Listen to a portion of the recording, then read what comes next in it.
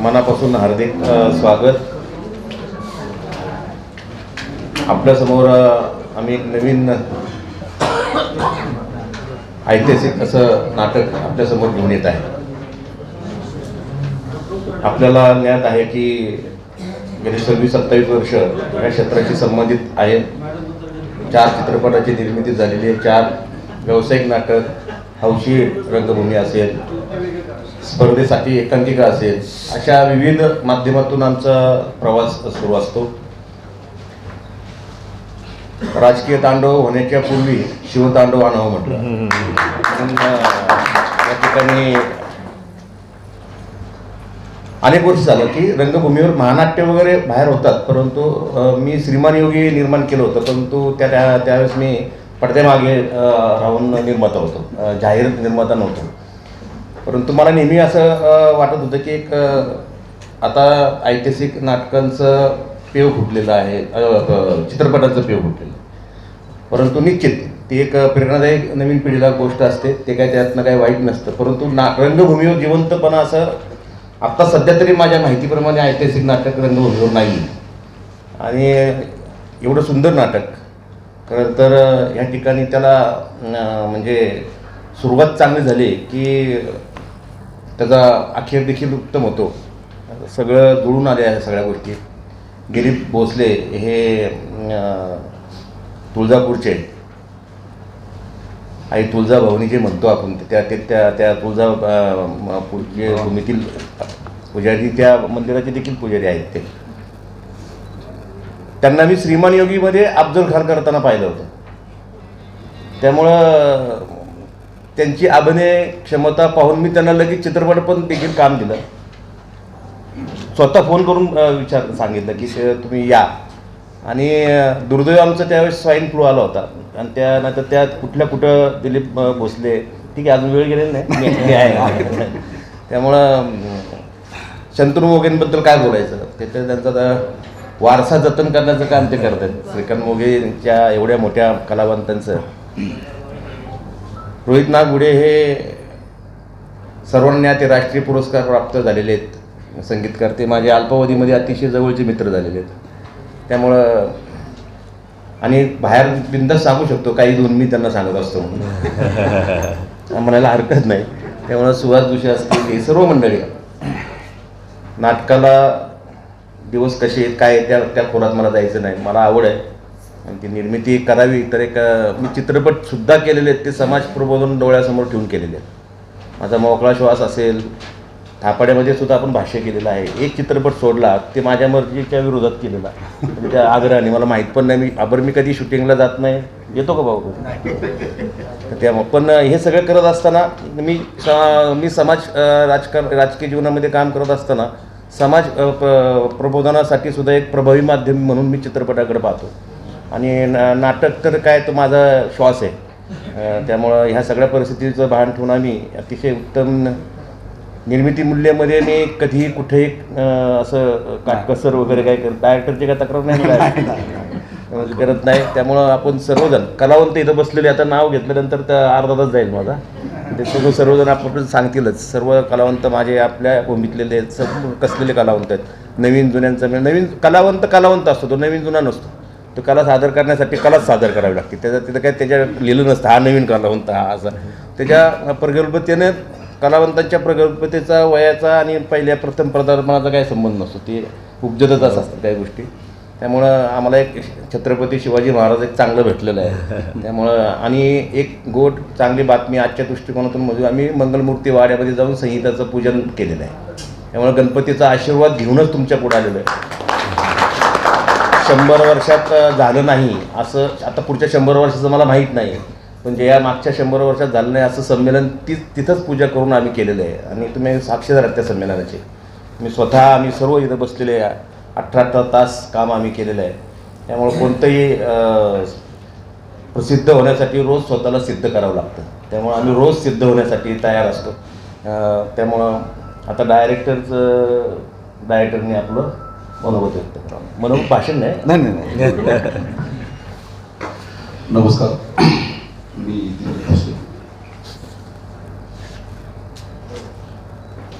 मराठी रंगभूमीवरती छत्रपती शिवाजी महाराजांचं नाटक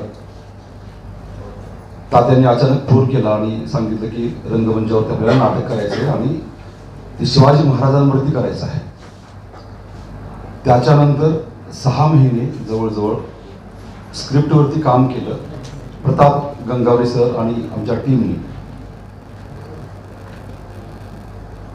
रंगमंचावरती अशा प्रकारचं एक नाटक आणावं हे साहेबांना सुचलं आणि ते आम्ही पुढे घेऊन जातो. सगळ्यात महत्त्वाचं हे तात्या जे आहेत भाऊसाहेब भोईर, ते माझे गॉडफादर आहे.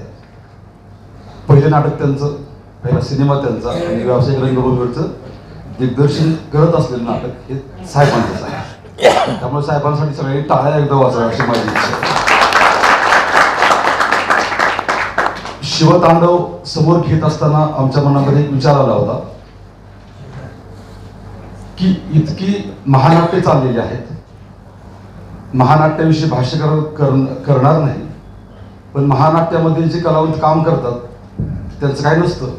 जसं रील्स करतो आपण तसं असतं, ते मागं साऊंड चालू असताना आपण लिप मुवमेंट करत असतो. साहेब म्हणजे आपल्याला तसं करायचं नाही. मग रंगमंचावरती शिवाजी महाराजांचा विषय घेऊन समोर जायचा असेल तर काय करायचं. तर विषय असा आहे की छत्रपती शिवाजी महाराज तलवार घेऊन उठले आणि कापत सुटले, तर हा विषय नको आहे. शिवाजी महाराज हे रयतेचे राजे आहेत, ते सर्व जाती धर्माचे पंथाचे राजे आहेत, ते आपणा सर्वांचे राजे आहेत. म्हणून इतक्या आपुलकीनं इतक्या लांबून आपण आलो. अगदी मुस्लिम सुद्धा मुस्लिम राजांना मानतात, रयत राजांना मानते. आणि दुर्दैवानं महाराष्ट्रामध्ये असं होतंय की प्रत्येक एक पुरुष आपल्या जातीचा होऊन बसलाय. पण अजून तरी तशी वेळ आली नाही की छत्रपती शिवाजी महाराज पुण्या एका जातीचे आहेत, तर ते रयतेचे आहेत आणि रयतेचे राजे आहेत हे आम्ही प्रेझेंट करायचा प्रयत्न केलाय. दुसरं, हे वेगळं नाटक. तर वेगळं म्हणजे काय काय करणार आहे वेगळं, तर रंगमंचावरचा सिनेमा ही कन्सेप्ट घेऊन आम्ही पुढे गेलोय. दुसरी गोष्ट, हॉलिवूडमध्ये काय होतं की आधी संहिता मांडली जाते, बजेटचा विषय नसतो. मराठीमध्ये काय होतं, संहिता येते, काटछाट काटछाट काटछाट. आम्ही साहेबांना म्हणालो की एक सेट करूयात, आपण लेवलवरती नाटक करू. साहेब म्हणाले, बघितलं ते साहेब असं काय म्हणत नाही, ते म्हणाले ना छान नाही मस्त आहे कर. पण फक्त एक म्हणले, अरे जरा भव्य करा ना. म्हणजे भव्य करा ना म्हणणारे प्रोड्युसर आपल्या समोर आहेत आणि म्हणून हे नाटक भव्य होतं. शिवतांडव शंतनू जे आहेत, बहित आहे, प्रताप आहेत आणि ही सगळी टीम जी आमच्या सोबत आहे काम करते दिवस रात्र. माझा पण आवाज बसलेला आहे, मी पण 2 रोल करतो याच्यामध्ये. तर हे जवळजवळ 8-9 तास आम्ही याचं वर्कशॉप घेतलं. शंतनू आल्यानंतर त्यांना वाटलं की अरे हे सगळे तयारीच दिसतात, आवाज वगैरे सगळे रेडी आहे. तर ते वर्कशॉप घेतलं. वर्कशॉपच्या नावाखाली साहेबांचं म्हणणं होतं, वर्कशॉपच्या नावाखाली ऑडिशनच्या नावाखाली पण लोक पैसे लुटतात, तर ते थांबवा, यांचं वर्कशॉप घ्या. मग यांचं वर्कशॉप घेतलं, त्यांना तयार केले. आपलेच कलावंत आहेत ज्यांनी रंगभूमीवरती कधी पहिल्यांदाच जे पाऊल ठेवत आहेत तेही या ठिकाणी काम करत आहेत. आई भवानीचा आशीर्वाद आहे. छत्रपती शिवाजी महाराजांच्या चरणी नतमस्तक होऊन त्रिवार महाराजांना मुजरा करून शिवतांडव उभं केलंय. आणि छत्रपती शिवाजी महाराजांविषयी एक लाईन म्हणतो, ही शिवाजी महाराज म्हणजे परीस आहेत. हे परीस आहेत. विचार करा, संघटना, पक्ष, माणूस, कुठलाही माणूस साहेब महाराजांच्या जवळ जातो तेव्हा त्याचं सोनं होतं. आणि मला सानंद सांगावयास आनंद होत आहे की राजकीय पटलावर साहेब सुद्धा महाराजांच्या जवळ आत्ता आलेले आहेत. राजकीय पटलावर हे शिवतांडव दाखवण्यासाठी साहेब पुन्हा सज्ज होतील. त्यांना टाळ्यांच्या गजरामध्ये आपण शुभेच्छा देऊया. आणि जास्त काही सांगत नाही. 28 तारखेला छत्रपती शिवाजी महाराजांची जयंती आहे तिथीप्रमाणे, त्यासाठी आपल्या सर्वांना निमंत्रित करण्यातच येणार आहे. आपण यावं, नाटक बघावं आणि त्याच्यावरचं भाष्य आपण करावं अशी मी आपल्या सर्वांना विनंती करतो. धन्यवाद. निमंत्रण मी आजच देतो, प्रत्यक्ष पण देण्यात येईल. 28 तारखेला सायंकाळी 5 वाजता नंबर दिले जातील पुढचे. असं काय, रामकृष्ण मोरे नाट्यगृह, छत्रपती आपले बोलतील. नमस्कार, तुम्हा सगळ्यांचं इकडे स्वागत. पुन्हा एक नवीन कलाकृती घेऊन तुमच्यासमोर येण्याचा योग येतो आहे. कारण आहे ते केवळ भाऊसाहेब भोईर यांनी फार मोठ्या प्रमाणात एक मराठी नाटक, ज्यांनी परत एकदा मराठी रंगभूमी समृद्ध होईल अशा प्रकारे एक विजन दाखवून उतरण्याचं एक फार मोठं धैर्य केलेलं आहे. त्याचा एक छोटासा भाग होता येणं हे माझ्यासाठी पण फार एक काय म्हणूया आपण फॉर्च्युनेट गोष्ट आहे. त्याचबरोबरीनं सगळ्यात महत्त्वाचं जे नाटक किंवा कलाकृती जेव्हा आम्ही तुमच्यासमोर मांडतो तेव्हा त्यातला सगळ्यात महत्त्वाचा जो भाग असतो त्याला आपण बॅकबोन म्हणतो, तो असतो लेखक. आणि प्रताप गंगावणेंसारखा सिद्धहस्त लेखक ज्यांनी हे नाटक लिहिलेलं आहे, त्यांचे शब्द, प्रत्येक कलाकाराचं स्वप्न असतं की त्यांचे शब्द आम्हाला एकदा कधीतरी खेळवायला मिळू द्या. आणि ते पुन्हा एकदा स्वराज्यरक्षक संभाजीनंतर शिवतांडवमध्ये मला ती संधी पुन्हा एकदा मिळते आहे. आमचे डिरेक्टर साहेब आत्ताच तुमच्याशी त्यांनी संवाद साधला. भोसले सर यांनी खूप काम केलेलं आहे, त्यामुळे त्यांना ह्या इतिहासविषयक जाण आहे. म्हणजे एखाद्या विषयाचं जेव्हा आपण हाताळणी करतो तेव्हा त्याचा अभ्यास करणं फार महत्त्वाचं असतं. तो अभ्यास त्यांच्या रचनेतून दिसतो, त्यांच्या बोलण्यातून दिसतो, त्यांच्या वाचनातून दिसतो. त्यामुळे ह्या सगळ्या लोकांबरोबर काम करताना खरंच खूप मजा येते. आणि जसं आत्ता सरांनी सांगितलं होतं की मी मुंबईत राहतो, मी इकडे पुण्यात ह्या प्रोजेक्टसाठी येऊन जाऊन असं करतोय कारण मुंबईतली चित्रीकरणं सांभाळून इकडचे रिहर्सल्स करणं होते. पण हे मला आवर्जून सांगायचं आहे की आपली जी संपूर्ण टीम आहे कलाकारांची, बॅकस्टेजची, आमचे सगळे जे मॅनेजर्स आहेत ते सगळे इतके दंड थोटून उभे राहिलेत ना की त्यांच्या इतक्या सुंदर रिहर्सल झाल्यात, अफलातून तयारी झालेली आहे. त्यामुळे आता मी जेव्हा इकडे येतो ना 1-2 दिवस, तेव्हा मला असं वाटतं की अरे बापरे, मलाच आता खूप जास्ती काम करायचं आहे असं झालेलं आहे. But that is a very nice thing. कारण नाटक किंवा चित्रपट किंवा कुठलीही कलाकृती जी असते ना ते टीमवर्क असते. त्यामुळे सगळे लोक जेव्हा करेक्ट पोझिशनला पडतील तेव्हाच ते नाटक किंवा ते चित्रपट मोठा होतो. त्यामुळे आता मला असं वाटतंय की आज पुरतं बोलायचं झालं तर सगळ्या लोकांनी ती दणदणीत तयारी दाखवलेली आहे. आणि तुमच्या सगळ्यांचे आशीर्वाद घेऊन आम्ही लवकरच तुमच्यासमोर ही कलाकृती सादर करू. जसं सर म्हणाले 28 तारखेला शिवजयंती आहे, तिथीनुसार त्याच दिवशी आम्ही याचं आपण लोकार्पण करतो आहोत असं म्हणूया. आणि तुम्हा सगळ्यांची आम्ही हक्काने सांगतो तुम्हाला की आमची ही कलाकृती जनसामान्यांपर्यंत पोहोचवण्यासाठी किंवा जनमानसात पोहोचवण्यासाठी तुमची आम्हाला फार गरज आहे एक पत्रकार म्हणून. तेव्हा तुम्ही आमच्यामधला आणि सामान्य लोकांमधला एक फार महत्त्वाचा दुवा आहात. तर ही एक कलाकृती परत छत्रपती शिवाजी महाराजांचा जाज्वल्य इतिहास तुमच्यासमोर मांडण्याचा एक मनापासून प्रयत्न चालू आहे. तर तुमच्या मार्फत हे लोकांपर्यंतही तितक्याच ताकदीनं पोचावं आणि तुमच्या सगळ्यांच्या शुभेच्छा आणि सदिच्छा आमच्यासोबत असतील याची मला खात्री आहे. धन्यवाद. हे नाटक ज्यावेळेस करायचं ठरलं त्यावेळेस दिलीप भोसलेंनी मी असं बोललं की नाटक रंगभूमीवर परंपरेप्रमाणे सेट असतो, मग प्रवास होतो.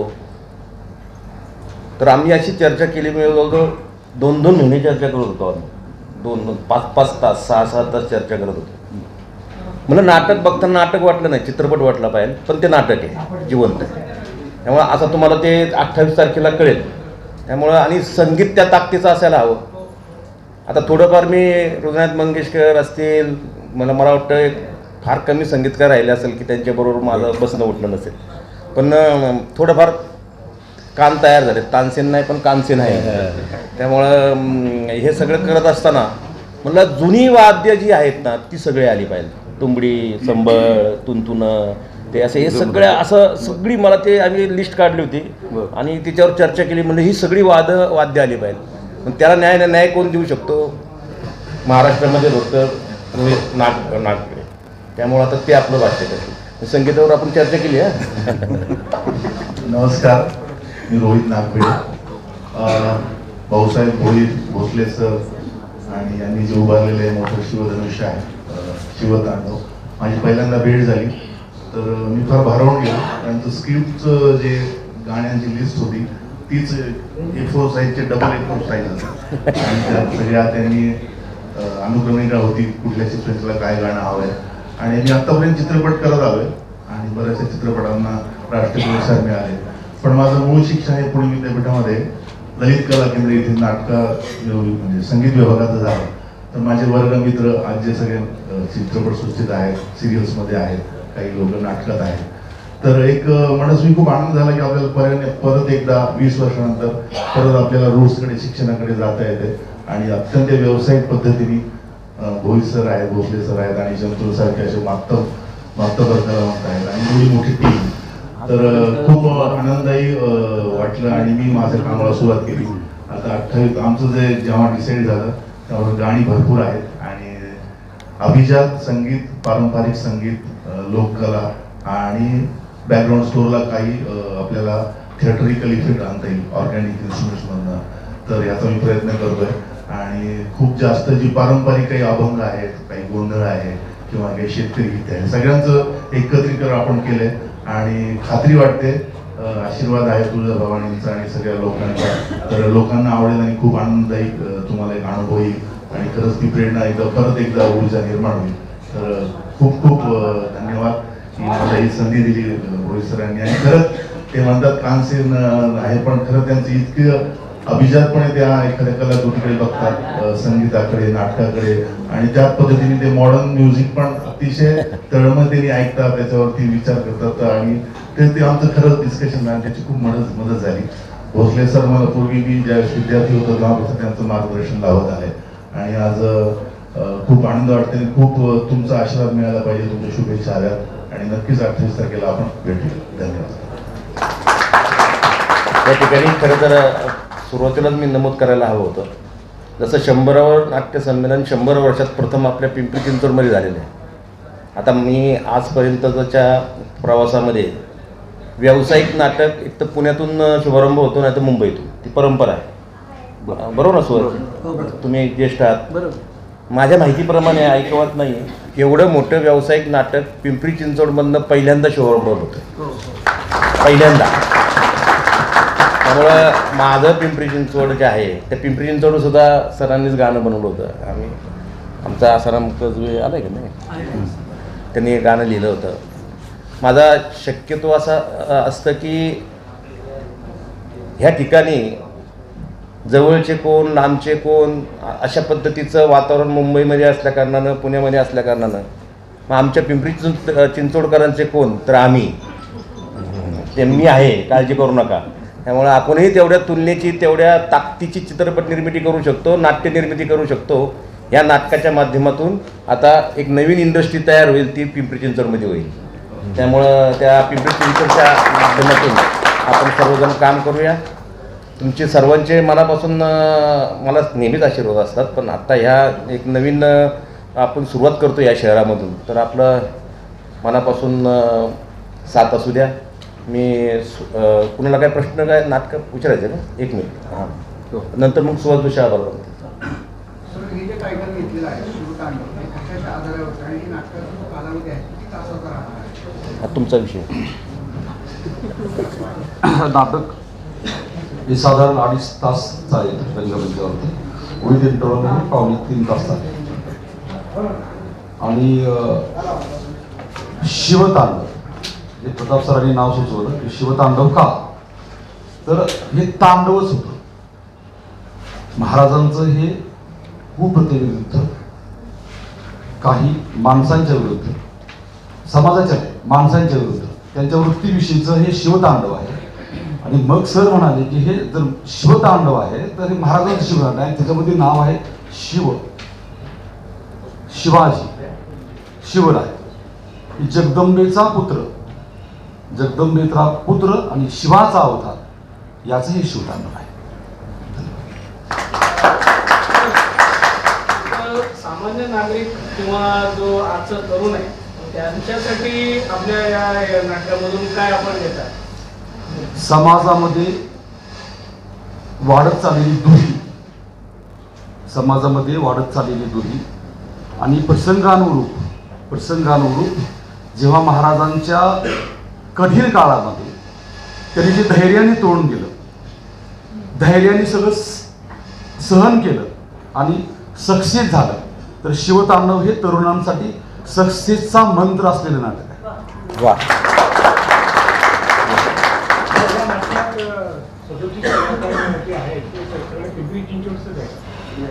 नाही, पिंपरी चिंचवडच्या आहेत, मुंबईच्या आहेत, एकूण साधारण 250 लोकांच्या आम्ही ऑडिशन्स घेतल्या होत्या.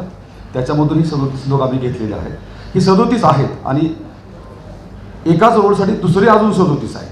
म्हणजे नाटक मोठं असल्याने काय होतं की कदाचित कोण प्रयोग करू शकत नाही, तर आम्ही 70 लोकांची टीम करून ठेवलेली आहे. पहिले साहेबांचं जे नाटक होतं त्याच्यामध्ये जवळजवळ 45 लोक होते. पण आता कसं आहे की खर्च घेणाऱ्याला प्रयोग परवडला पाहिजे, त्यावेळी कॅल्क्युलेशन करून 37 जरी लोक असले त्या ह्याच्यामध्ये तर साधारण ते 70 लोकांचं काम करतात. म्हणजे साधारण एक म्हणजे शिवाजी महाराज जाऊ असे जे मुख्य कलावंत आहेत ते सोडून बाकी 2-2, 3-3 रोल याच्यामध्ये करतात. आणि समूह आहे, या नाटकामध्ये गाणी आहेत, यामध्ये फाईट आहे, ट्रिक सीन आहे, त्याच्यामुळे इतके लोक ते आम्ही निवडले. सर की यासाठी कालावधीचा टायमिंग काय आहे आणि येथे जे भाषिक जे आहेत ते फ्री आहेत की त्याला कुठला शुल्क लागेल? पहिला प्रयोग हा तसंच निमंत्रितासाठीच आहे ना सर. पहिला प्रयोग निमंत्रितासाठी आहे आणि हे शिवाजी महाराजांच्या जन्माच्या आधीचं नाटक आहे. तेच विचारायचं.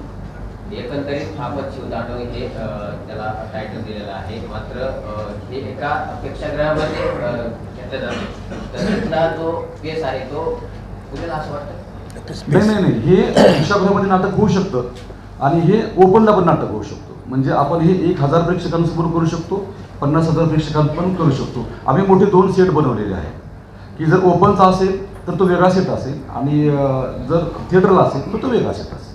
आणि ओपनचा असेल तर त्याच्यामध्ये कलाकार अजून वाढतात आणि थिएटरचा असेल तरी 37 राहते. सर शिवाजी महाराजांच्या जीवनावर आतापर्यंत बनलेले नाटक आणि त्याच्यानंतर आता आपण जे बनवलेलं जे नाटक आहे सादरीकरण आहे त्याच्यामध्ये काय डिफरन्स आहे दोघांमध्ये? त्याच्यातून नवीन काय मिळणार? मी तेच सांगितलं की शिवाजी महाराज उठतात आणि तलवार घेऊन कापत सुटतात, हे दाखवतात लोकांना, ते आवडतं. ही रिस्क घेतली आम्ही की तसं न होता एक नॉट ओनली वॉरियर की फक्त योद्धा नाही तर योद्ध्याच्या आत किती गोष्टी आहेत त्या सगळ्या, त्याच्यानंतर सगळ्या छोट्या छोट्या गोष्टींना आम्ही तो स्पर्श केलेला आहे की महाराजांचं घर कसं होतं, घरामध्ये त्यांनी काय कसं वागत असतील, एवढ्या दिवस लढाईला गेल्यानंतर मग घरचं कसं, बाकीचे कसे. आणि दुर्दैवानं आत्ताची जी गोष्ट आहे ना समाजामध्ये जी दुही निर्माण केली जाते, याच्यामुळं असं झालं त्याच्यामुळे झालं तसं, तर तसं न होता की राजे सर्वांचे होते. पहिल्यांदा सांगितले की राजे सर्वांचे होते, सर्वांनी मिळून राजांना उभं केले. म्हणजे असा राजा की ज्याच्यासाठी माणसं मरण्यासाठी तयार होते, समोर मरण दिसत असताना सुद्धा. ते फक्त हिंदूच नव्हते तर ते सर मुस्लिम पण होते, सगळ्या जाती धर्माचे राजे. म्हणजे आणि मराठा म्हणजे महाराष्ट्रात जे जे राहतात ते सगळे मराठाचे. आम्ही तो विषय मांडलाय, त्याच्यामधून आमचा प्रयत्न थोडा तरी झाला, एक 5% लोकांवरती आमचं यश आहे. थोडक्यात हिंदुत्ववादापासून लांब नेला का शिवाजी महाराजांना? हिंदुत्ववादापासून छत्रपती शिवाजी महाराज जाऊ शकत नाही आणि तुम्ही आम्ही पण जाऊ शकत नाही. हिंदुत्ववादाला मुस्लिम पण मानतात, पण मुस्लिमाविरुद्धच तुम्ही बोलत असाल आणि हिंदू विषयी जर मुस्लिम बोलत असतील तर तिथं तलवारीशिवाय पर्याय नाही. बोला सर, या नाटकाला शिवतांडव हे नाव का दिलं बरं? काय त्याचं? ताई सांगितलं का तुम्ही? सांगितलं.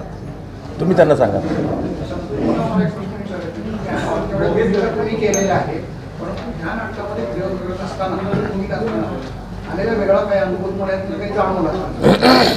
नाही, आत्ता खरं सांगायचं तर रिहर्सलच सुरू झालेले आहेत, त्यामुळे जसं जसं प्रयोग संख्या वाढत जाईल तेव्हा नक्कीच असे काहीतरी अनुभव येतीलच. पण मला पुन्हा एकदा तेच वाटतं आहे की प्रत्येक मीडियमची एक ताकद असते.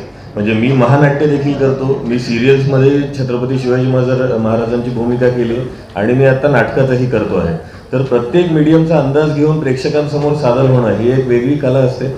आणि जसं मी म्हटलं तसं की आत्ता ही जी संहिता आहे ना ती छत्रपती शिवाजी महाराजांच्या लहानपणापासून ते राज्याभिषेकापर्यंतचा आपण एक साधारण कालावधी इकडे मांडतो आहोत. आणि त्यात जसं सर म्हणाले तसं की यात वेगळेपण काय आहे, तर मला ही स्क्रिप्ट वाचत असताना मला असं वाटलं की वेगळेपण फक्त आपण घटनांच्या मागे घटना न दाखवता महाराजांचा त्याच्याविषयीचा जो विचार होता ना तो पण आणलाय. म्हणजे त्यांचा जो गनिमिकावा होता किंवा त्यांनी जी खेळी खेळली ह्या पण सीन्स मार्फत आपण ते आणतो आहोत. त्यामुळे हे बघत असताना फक्त असं नाहीये की फक्त महाराज गेले, अफजल खान फाडला आणि परत आले. त्याच्या आधीचं प्लॅनिंग सुद्धा दाखवतो, त्याच्या आधी घरी काय काय झालं, काय काय खलबतं झाली हे पण दाखवतो. त्यामुळे जेव्हा प्रेक्षक बघतील ना तेव्हा त्यांना तो कनेक्ट जास्ती वाटेल की केवळ अच्छा एकदा अफजल खान मारला त्याच्यानंतर पन्हाळगड सुटका त्याच्यानंतर आग्रा दरबार नुसतं असंच नसतं न करता आपण त्याच्या मागचा महाराजांचा विचार दाखवलाय. तेव्हा तिकडेही जाऊन महाराजांची आणि गनिमाची जी आयडिओलॉजी मधला जो फरक होता तेव्हा जेव्हा आपल्याच मावळ्यांना जेव्हा ते कधीतरी खच्ची झाले असताना महाराजांनी त्यांना कशी उभारी दिली विचारांची, हे सगळे या नाटकामध्ये आहे. त्यामुळे त्याला ना एक फार ह्युमन बेस आहे. म्हणजे आतापर्यंत आपण छत्रपती शिवाजी महाराज म्हणले की आपण सगळेच त्यांना प्रचंड मानतो, यात काही वादच नाही. आपल्या सगळ्यांसाठीच ते देवसमान आहेत.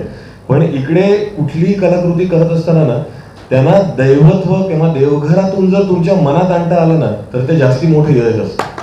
आणि ते जर मनात आणायचं असेल ना तर दाढी मिशी कपडे हे एका ठिकाणी थांबतात. फक्त आणि फक्त त्यांचा विचार तुमच्या मनात रुजला पाहिजे. आणि ते जे आहे ना ते करण्याचा आमचा खरंच एक सच्चा प्रयत्न आहे असं म्हणतो. नाटकाचे किती प्रयोग होणार असं काय टार्गेट? तुमच्या आशीर्वादाने खूप प्रयोग होऊ देत, महाराष्ट्राच्या कानाकोपऱ्यात प्रयोग होऊ देत. नाही थांबा, त्यांना बोलू दे. 2-3 महिने सातत्याने चर्चा होते की भाऊसाहेब शिवतांडव करणार, शिवतांडव करणार. वाटायचं काय येशीचं? म्हटलं आपण हे तांडव त्या मानवाचा प्रवास आहे का? माझ्या बाबतीत इतर जण तांडव खूप करतात, त्यामुळं मी ठरवलं आता आपणच तांडव करायचं. त्यामुळं अनेकांचे तांडव बघून झालेले आहेत. त्यामुळं आता येणारा जो कालखंड असेल तो फक्त आणि फक्त माझा तांडवच असेल. तुम्ही म्हणजे सज्ज झालात मावळमध्ये सज्ज झालात तुम्ही तांडव करायला आता म्हणायला हरकत नाही. मी खूप पूर्वीपासून सज्ज आहे. त्यामुळं मला सज्ज झालं की पुढं ते नाना चांगले सांगतील. नाटकाच्या नंतरचा हा विषय आपण नंतर घेऊ. एक मिनिट. हा. आतापर्यंत शिवाजी महाराजांचे जे जे रंगभूमी रंगवले चित्रपट असतील नाटक असतील ते ब्राह्मणीकरणासारखे वाटतात. कारण पुणे जिल्ह्याची भाषा ही रांगडी भाषा आहे.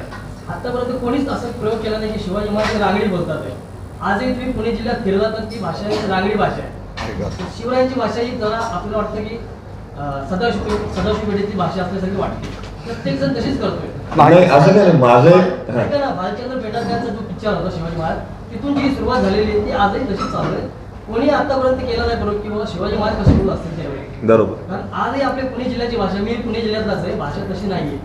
पुणे जिल्ह्याची भाषा ही रांगडी भाषा आहे. पण कोणी आतापर्यंत शिवाजी महाराज रांगडी दाखवलेला नाही. बरोबर. काय कारण असेल? माझ्या मते हे माझं मत आहे. हा खरं असेल खोटं असेल ते ज्याचं त्याला. पण मला असं वाटतंय की एकतर तुम्ही जो आत्ता प्रांताचा विषय काढला तर 12 कोसांवर भाषा बदलते. महाराज अख्खा उभाडवा महाराष्ट्र फिरलेत. जन्मले इथं, जास्त वर्ष इथंच राहिले. हो ना. पण त्यांच्यावर जे संस्कार झाले, त्यांच्यावर जी शिकवण झाली ती जिजाऊ मासाहेबांची झाली, त्यांचे जे गुरु होते त्यांची झाली. आता ह्या सगळ्या गोष्टी त्यांच्या खऱ्या अर्थातल्या आयुष्यात. आता आपण जेव्हा एक कलाकृती सादर करतो ना तेव्हा त्या कलाकृतीचा एक बाज असतो, तेव्हा त्या कलाकृतीची एक आपल्याला जेव्हा नाटक आपण पेश करतो तेव्हा नाटक ऐकलंही जातं, नाटक पाहिलंही जातं.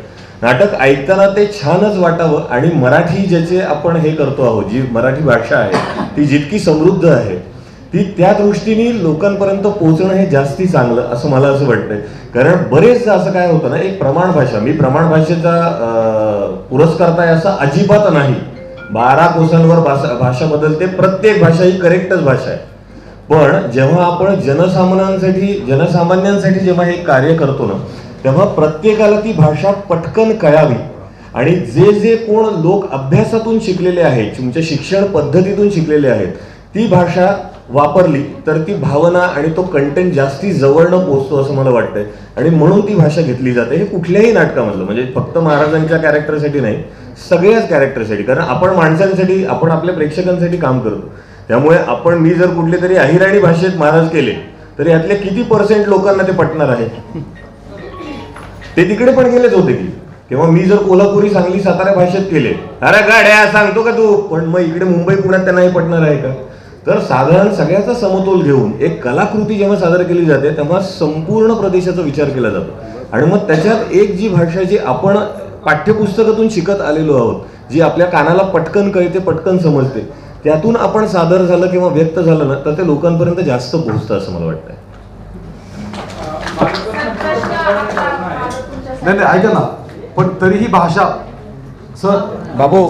तरीही भाषा जी आहे ना ती आपण बदललेली आहे. सगळे मावळे आणि महाराज पण तितकं पुणेरी बोलत नाही, ते बदल काय पालकप्रश्न आपल्यासाठी आता लोकसभा साईड झालेली आहे, आपले इच्छुक आहे हे आहे, पण आपण नागरिकांसाठी जनतेसाठी इच्छुक काढलं मानलेला आहे. पण जे गलिच्छ राजकारण झालेलं आहे, तर एकमेकांवर जे आरोप करतात जनतेचे प्रश्न सोडून, तर त्याच्या वरती लगाम शिवतांडव येईल आणि परिणाम झाले. सर्वच मंडळी सुसंस्कृत भाष्य करावी म्हणून शिवतांडव आणलेलं. तर आपला राजा कसा वागत होता?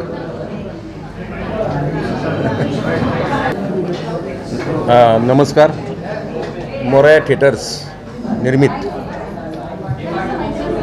शिवतांडव हे आम्ही रंगभूमीवर आणत आहोत.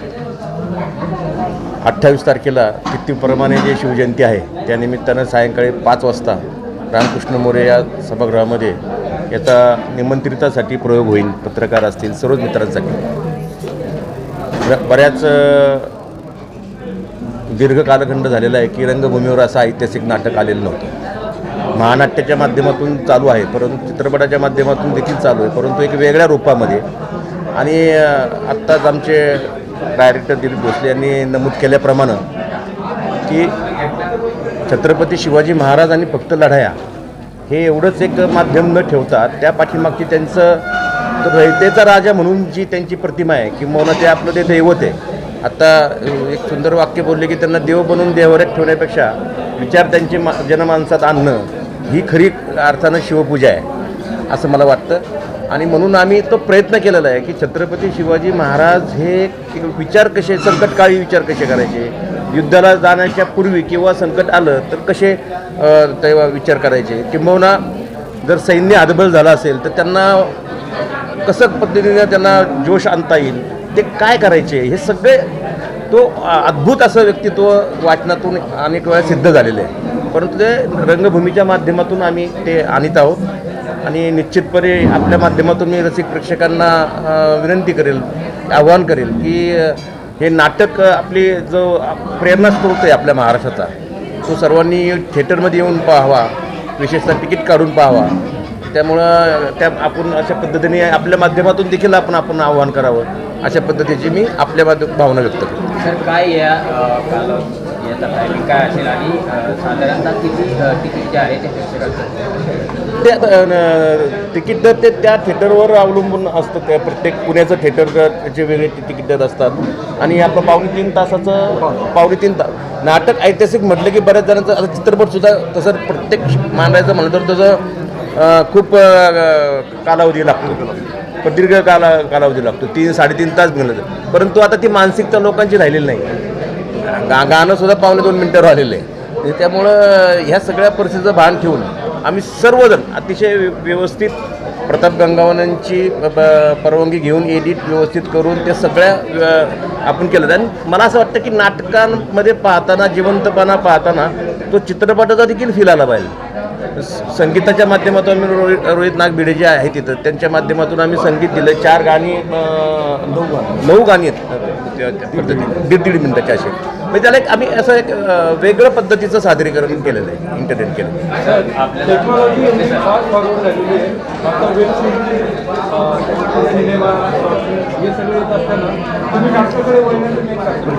मी नाटकाकडे आज नाही वळलेलो.